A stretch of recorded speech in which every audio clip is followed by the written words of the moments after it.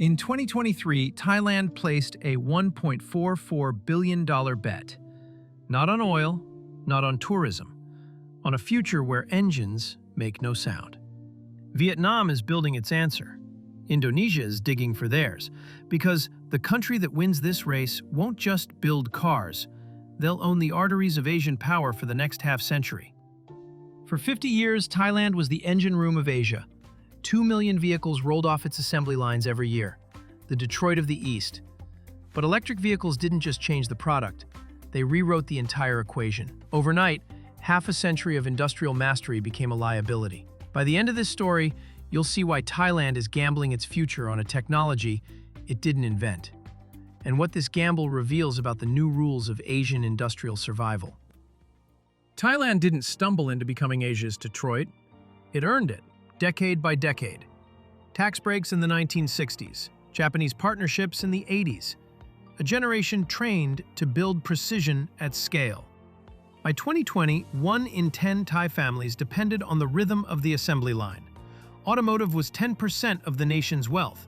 Toyota alone assembled 800,000 vehicles a year on Thai soil.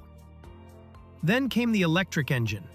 90% fewer moving parts, no pistons firing, no transmissions shifting, no exhaust manifolds glowing red at midnight. For the suppliers making valves, gaskets, catalytic converters, components that took decades to perfect, the message was clear: your expertise is obsolete.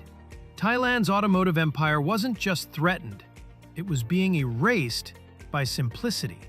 So the question wasn't whether to adapt, it was whether Thailand could reinvent itself faster than it disappeared. In January 2022, Thailand made its move. The government unveiled the most aggressive electric vehicle incentive program in Southeast Asia.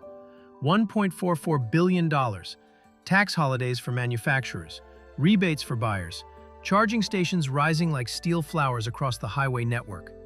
The invitation was unmistakable. Build your electric future here and we'll remove every barrier. China didn't need to be asked twice. BYD, the world's largest EV maker, committed $490 million to a sprawling factory in Rayong.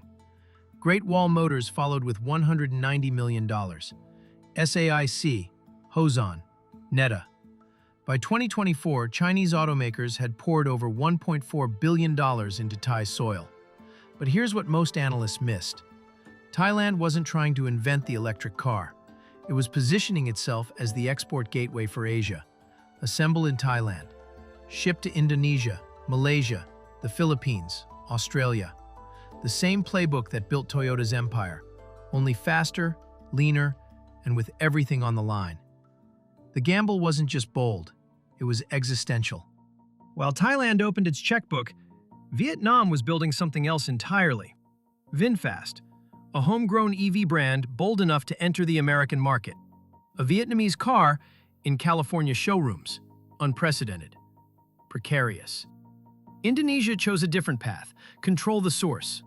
With a quarter of the world's nickel reserves buried beneath its islands, Indonesia didn't just mine the metal. It rewrote the rules. Raw nickel exports? Banned. Refineries? Mandatory. Tesla, Hyundai, LG Energy? All forced to build locally or leave empty-handed. It's a high-stakes game with 3 distinct bets. Thailand wagered on assembly speed. Vietnam on brand ambition. Indonesia on material sovereignty. Each could build an empire. Each could lose everything. Most people see this as a car race. It's not. It's a battle for supply chain dominance. The winners become the gravitational center of Asian manufacturing for decades. The losers watch their ports go quiet. According to Thailand's Board of Investment, EV production is projected to reach 725,000 units by 2030. More than a third of the country's total automotive output. But those numbers only hold if Indonesia doesn't strangle the battery supply.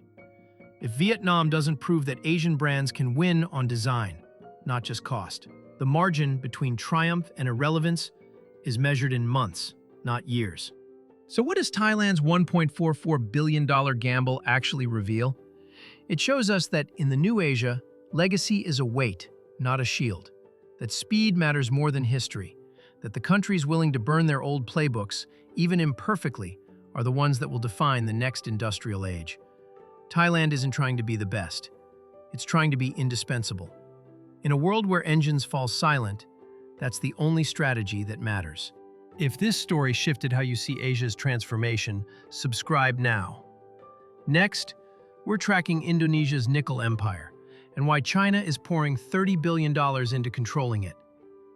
The battle for Asia's future is already underway, and you're watching it unfold.